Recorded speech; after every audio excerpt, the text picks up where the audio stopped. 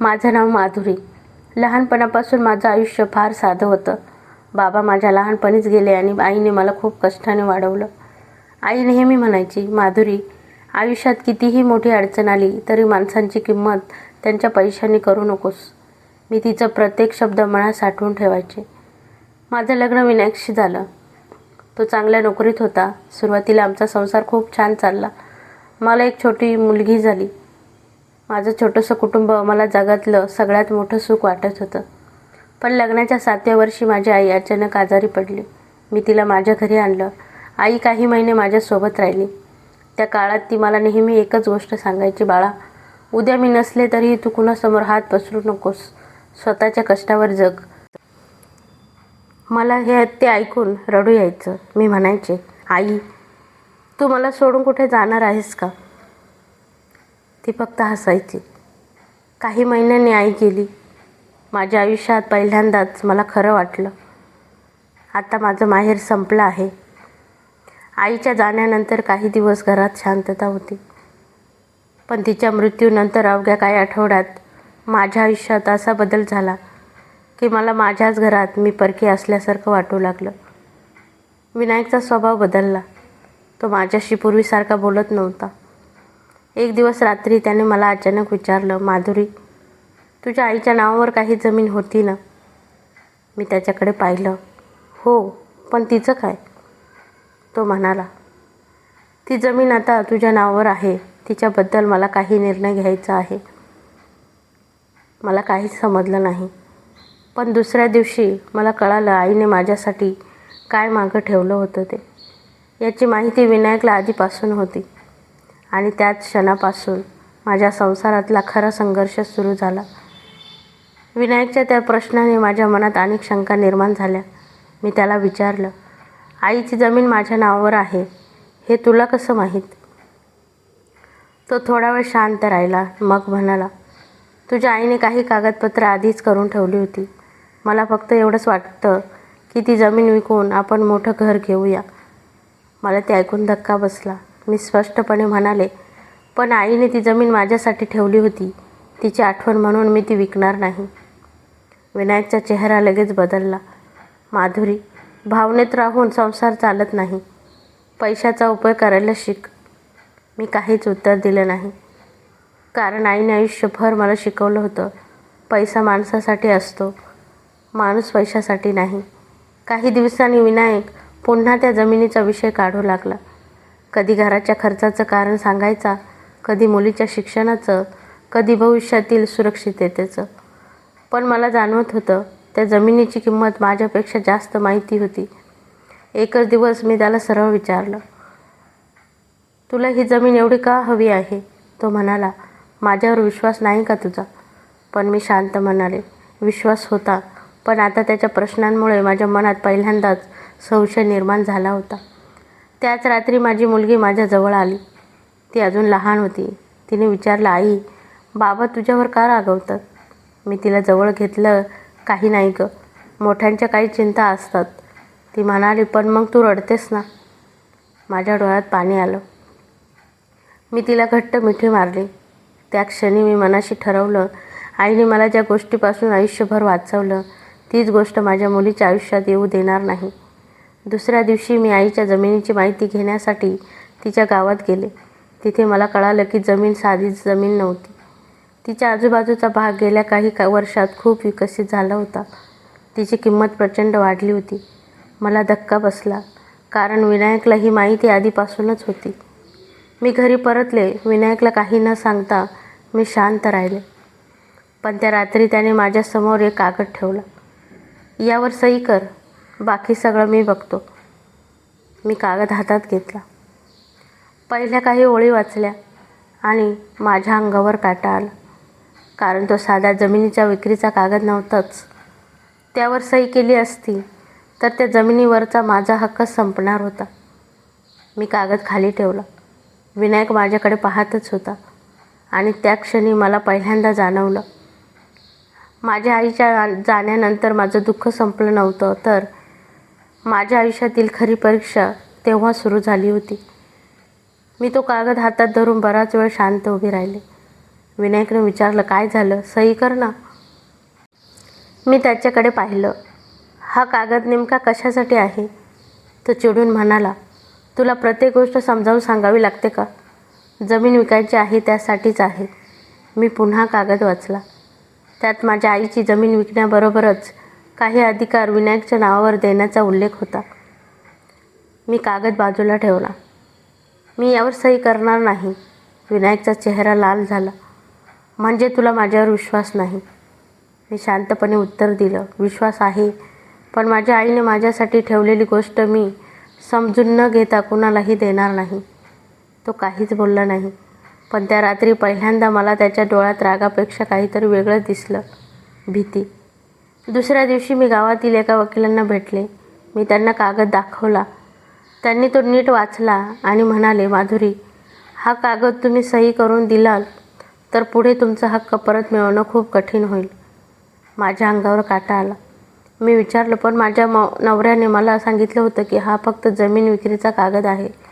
वकील म्हणाले, म्हणूनच कोणताही कागद नीट समजून घेतल्याशिवाय सही करू नका. मी आईची आठवण काढली. उद्या मी नसले तरी कुणासमोर हात पसरू नकोस. स्वतःच्या कष्टावर जग. त्या दिवशी मला तिच्या शब्दाचा खरा अर्थ खोलवर समजला. मी घरी परतले. विनायक माझी वाट पाहत होता.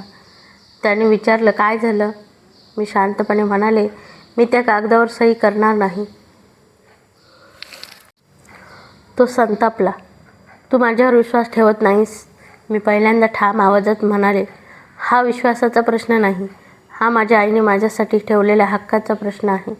तो काही क्षण शांत राहिला. मग अचानक म्हणाला, तुला माहीत आहे का, ही जमीन विकली नाही तर आपल्या घरावर मोठं संकट येणार आहे. मी थक्क झाले. कसलं संकट? विनायकने उत्तर दिलं नाही. मी पुन्हा विचारलं, विनायक, खरं काय आहे? तो शांत राहिला आणि त्या शांततेनेच मला उत्तर मिळालं. जमीन विकण्यामागे घराचा साधा खर्च नव्हता. त्याच्या आयुष्यात अशी एक मोठी गोष्ट घडली होती जी त्याने माझ्यापासून लपवली होती. त्या रात्री मी ठरवलं, काहीही झालं तरी मला सत्य शोधायचंच. पण त्या दुसऱ्या सकाळी माझ्या दारात आलेल्या एका व्यक्तीने जे सांगितलं त्यामुळे माझ्या पायाखालची जमीनच सरकली. दुसऱ्या दिवशी सकाळी दारावर टकटक झाली. मी दार उघडलं. समोर माझ्या आईच्या गावातील शंकर काका उभे होते. त्यांना पाहताच मला आश्चर्य वाटलं. काका, तुम्ही इथे? ते घरात आले आणि काही क्षण शांत बसले. मग त्यांनी माझ्याकडे पाहून विचारलं, माधुरी, तुझ्या नवऱ्याने तुला त्या जमिनीबद्दल सगळं सांगितलं आहे का? माझं हृदय जोरात धडधडू लागलं. मी म्हणाले, नाही, म्हणूनच मला तुमच्याकडून सत्य जाणून घ्यायचं आहे. शंकर काका म्हणाले, तुझ्या आईने ती जमीन तुझ्यासाठी सहज ठेवली नव्हती. मी त्यांच्याकडे पाहतच राहिले. म्हणजे? ते म्हणाले, तुझ्या आईला माहीत होतं की भविष्यात त्या जमिनीची किंमत खूप वाढणार आहे, पण तिने ती विकली नाही. तिने फक्त एवढं सांगितलं होतं, माझ्या मुलीला तिच्या आयुष्यात कधी स्वतःच्या पायावर उभं राहण्याची गरज पडली तर ही जमीन तिच्या उपयोगी पडेल. माझ्या डोळ्यात पाणी आलं. आईने माझा विचार तिच्या शेवटच्या दिवसापर्यंत केला होता. मी शंकर काकांना विचारलं, पण विनायकला या जमिनीबद्दल एवढं कसं माहिती? काका काही क्षण शांत राहिले. मग म्हणाले, कारण काही महिन्यांपूर्वी तो माझ्याकडे आला होता. मला धक्का बसला. कशासाठी? त्या जमिनीची विक्री लवकरात लवकर कशी करता येईल हे विचारण्यासाठी. माझ्या अंगावर काटा आला. म्हणजे विनायक बराच आधीपासून सगळं ठरवत होता. मी विचारलं, त्याला पैशांची एवढी गरज का आहे? काका म्हणाले, हे मला पूर्ण माहीत नाही, पण त्याच्यावर मोठं कर्ज असल्याचं मला कळालं होतं. माझ्या डोक्यात सगळं जोडायला सुरुवात झाली. त्याचे सततचे फोन, माझ्यावर जमीन विकण्याचा दबाव, त्या कागदावर सही करण्याची घाई, सगळं एका कारणाशी जोडलेलं होतं. शंकर काका निघून गेल्यावर मी विनायकची वाट पाहत राहिले. तो घरी आला तेव्हा मी शांतपणे विचारलं, तुझ्यावर किती कर्ज आहे? तो थपकला. त्याच्या चेहऱ्यावरचा रंग बदलला. तुला कुणी सांगितलं? मी म्हणाले, मला सत्य कळलं आहे. आता फक्त तुझ्या तोंडून ऐकायचं आहे. काही क्षण तो शांत राहिला. मग त्याने डोकं खाली केलं. माधुरी, माझ्याकडून मोठी चूक झाली. माझ्या डोळ्यात अश्रू आले. किती मोठी? तो म्हणाला, मी एका व्यवसायात पैसे गुंतवले होते. सगळे पैसे बुडाले. त्यानंतर कर्ज घेतलं आणि कर्ज वाढतच गेलं. मी स्तब्ध झाले. पण त्याने पुढे जे सांगितले ते ऐकून मला कळालं की फक्त कर्जाचाच प्रश्न नव्हता. कारण त्या कर्जामध्ये माझ्या नावाचाही वापर झालेला होता आणि मला त्याची काहीच कल्पना नव्हती. विनायकचे शब्द ऐकून माझ्या हातापायातलं बळच गेलं. माझ्या नावाचा वापर म्हणजे काय? तो माझ्याकडे पाहत म्हणाला, व्यवसायासाठी कर्ज घेताना काही कागदपत्रांवर तुझी सही लागली होती. मी थक्क झाले. पण मी कुठल्याही कर्जासाठी सही केली नव्हती. विनायक गप्प झाला. माझ्या मनात अचानक अनेक गोष्टी जोडल्या गेल्या. काही महिन्यांपूर्वी त्याने मला काही कागद दाखवून सही करायला सांगितली होती. तेव्हा त्याने ते घराच्या कागदपत्रांशी संबंधित असल्याचं सांगितलं होतं. मी त्याच्यावर विश्वास ठेवून सही केली होती. माझ्या डोळ्यात अश्रू आले. तू असं का केलंस? विनायकने मान खाली घातली. मला वाटलं होतं मी पैसे परत करेन आणि तुला कधीच कळणार नाही. मी काही क्षण त्याच्याकडे पाहत राहिले. मला रागापेक्षा जास्त दुःख होत होतं, कारण माझ्या आयुष्यात ज्याच्यावर मी सर्वाधिक विश्वास ठेवला होता त्यानेच माझ्या विश्वासाचा गैरफायदा घेतला होता. दुसऱ्या दिवशी मी बँकेत गेली. तिथे कागदपत्रांची माहिती घेतली. माझ्या नावावर खरंच कर्जाची नोंद होती. पण एक महत्त्वाची गोष्ट समोर आली. कर्जाची संपूर्ण रक्कम विनायकच्या व्यवसायात गेली होती. म्हणजे मी कर्जाची जबाबदार होते, पण त्या पैशांचा मला काहीही फायदा झाला नव्हता. मी घरी परतले. विनायक माझी वाट पाहत होता. मी शांतपणे म्हणाले, मी तुझी अडचण समजू शकते, पण माझ्यावर लपून कर्ज टाकणं मी स्वीकारू शकत नाही. तो माझ्यासमोर हात जोडून उभा राहिला. माधुरी, मला एक संधी दे. मी सगळं ठीक करेन. मी म्हणाले, संधी देईन, पण यावेळी सगळं माझ्यापासून लपवून नाही.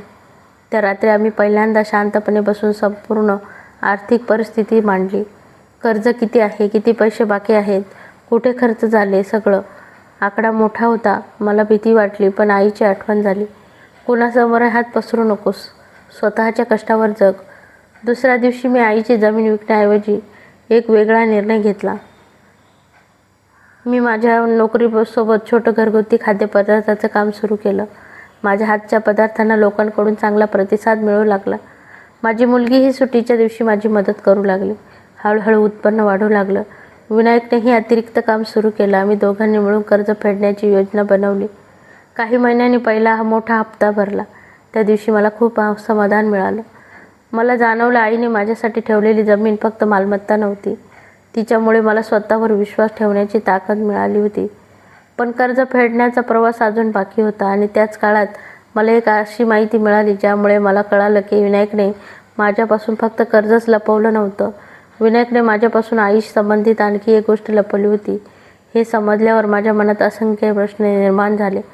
मी त्याला सर्व विचारलं, आईबद्दल अजून काय लपवलं आहेस? विनायक बराच वेळ शांत राहिला. मग त्याने हळू आवाजात सांगितलं, तुझ्या आईने माझ्याशी तिच्या शेवटच्या काही दिवसात एकदा बोलणं केलं होतं. मी आश्चर्याने त्याच्याकडे पाहिलं. मला न सांगता तो म्हणाला, हो. माझं मन अस्वस्थ झालं. काय म्हणाली होती आई? विनायकने माझ्याकडे पाहिलं. ती म्हणाली होती की तुझ्यावर कधीही आर्थिक संकट आलं तर तिची जमीन तुझ्या परवानगीशिवाय कुणीही विकू नये. माझ्या डोळ्यात पाणी आलं. आईला सगळं आधीच कळालं होतं.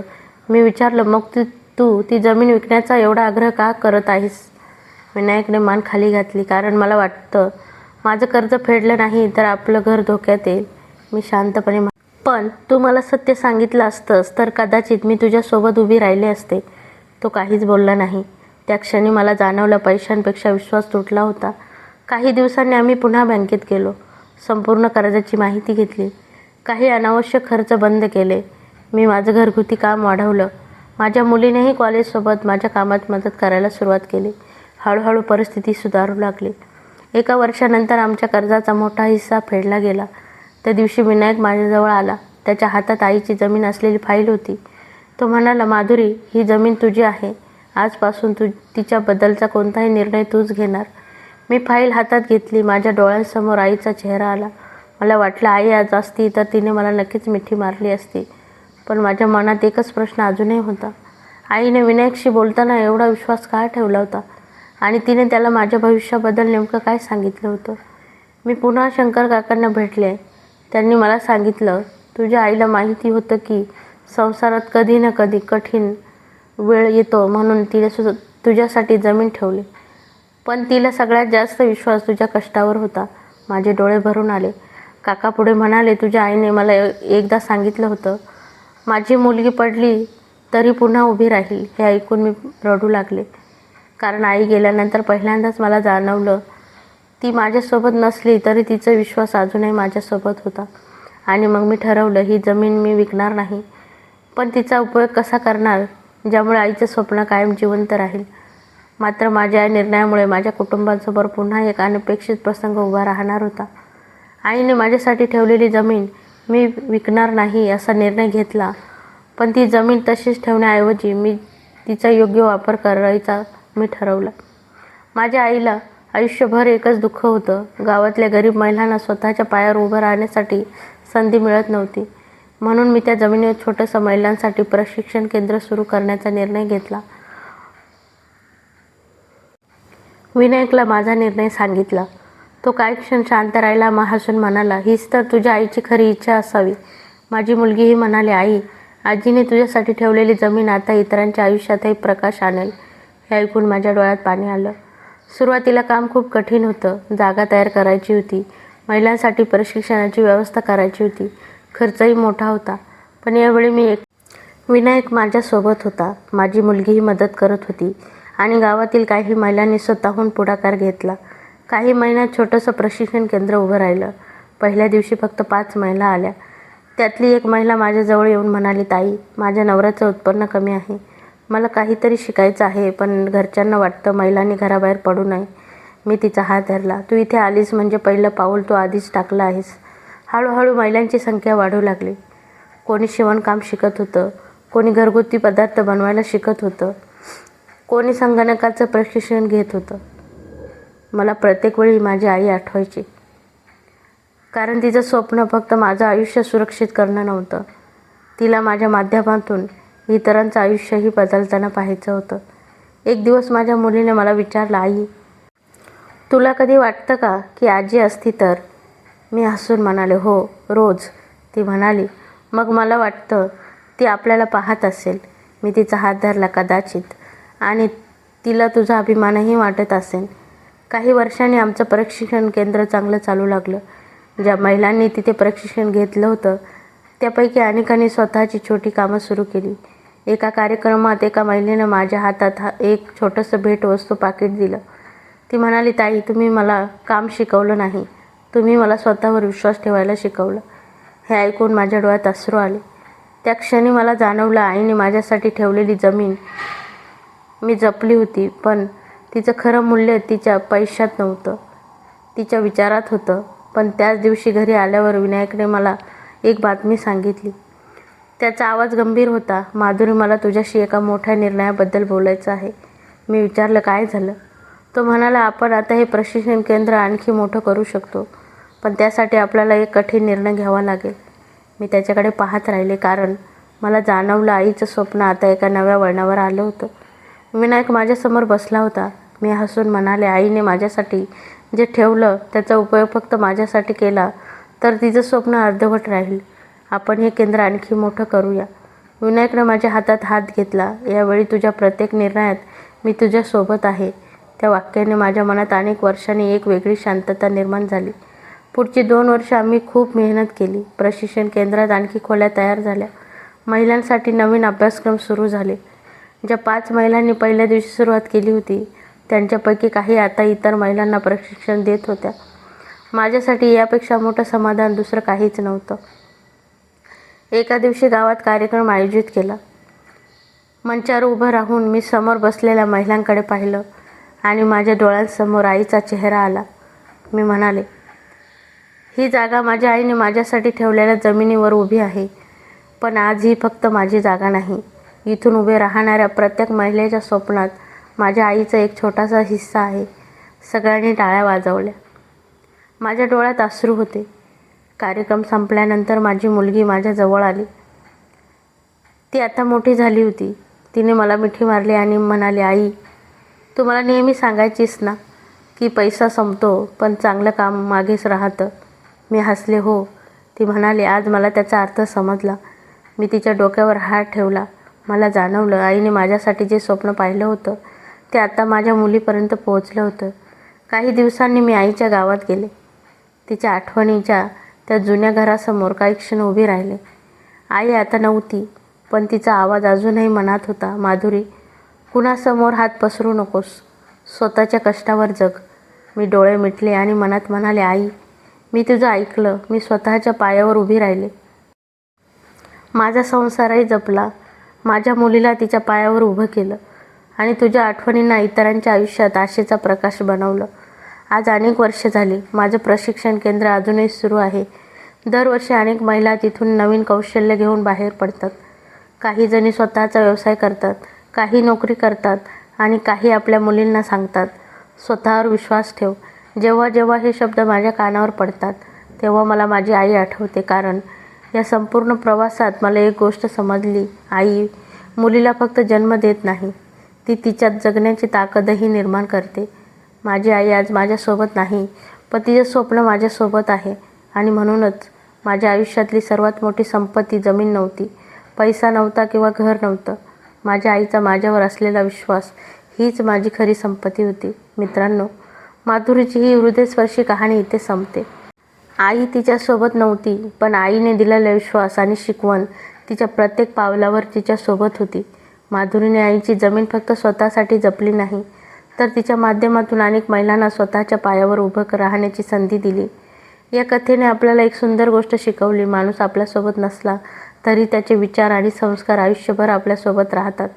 जर ही कथा तुमच्या मनाला स्पर्शून गेली असेल तर लाईक करा, शेअर करा आणि अशाच हृदयस्पर्शी मराठी कथांसाठी चॅनलला सबस्क्राईब नक्की करा. आणि कमेंटमध्ये नक्की सांगा तुमच्या आयुष्यातील एखाद्या व्यक्तीची अशी कोणती शिकवण आहे जी आजही तुम्हाला ताकद देते. पुन्हा भेटूया एका नवीन भावनिक कथेसोबत. धन्यवाद.